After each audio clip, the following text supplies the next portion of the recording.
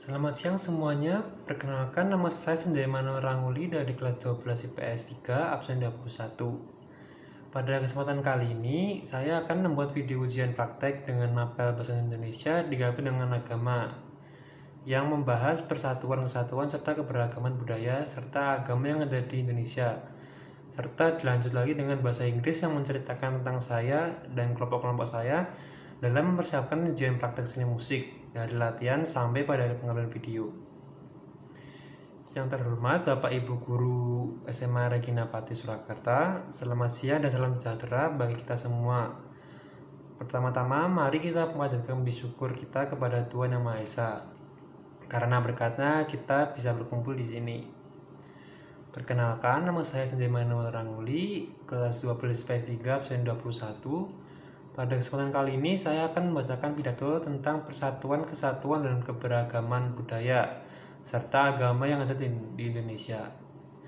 Bangsa Indonesia merupakan bangsa yang memiliki keragaman budaya dengan latar belakang kesukuan, agama maupun ras yang berbeda-beda. Selain memiliki beragam budaya yang khas, juga memiliki kurang lebih 1128 suku bangsa yang bertempat di ribuan pulau dari Sabang sampai Merauke.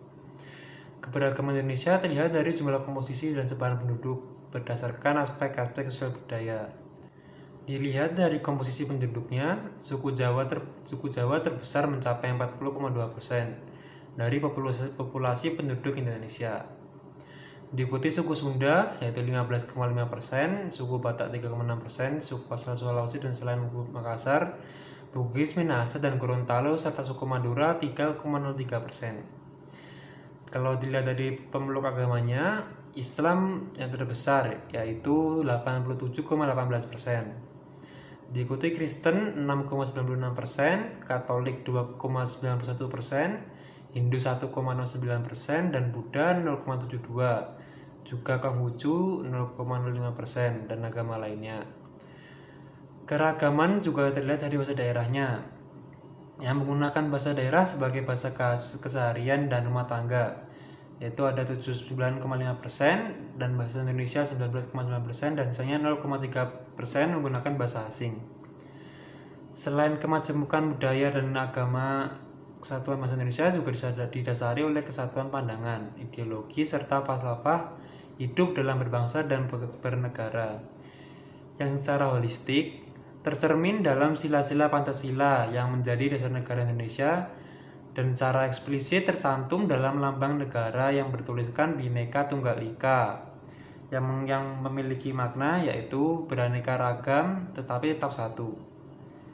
Meskipun berbeda, namun tetap sama di bidang hukum, hak dan kewajiban serta kehidupan sosialnya yang berasaskan kekeluargaan. Suasana kehidupan beragama yang harmonis di lingkungan masyarakat heterogen dengan berbagai latar belakang agama terbangun karena toleransi yang saling menghargai perbedaan. Berbagai kegiatan sosial budaya berciri gotong royong memperlihatkan karakter masyarakat Indonesia yang saling menghormati antara berbagai perbedaan golongan suku bangsa, juga agama. Keragaman penduduk Indonesia selanjutnya terlihat dari penggunaan bahasa daerah yang cukup besar dalam kehidupan sehari-hari, sebesar 79,5%. Penduduk Indonesia berdasarkan sensus penduduk 2010 menggunakan bahasa daerah sebagai bahasa keseharian rumah tangganya. Sedangkan 19,9% menggunakan bahasa Indonesia.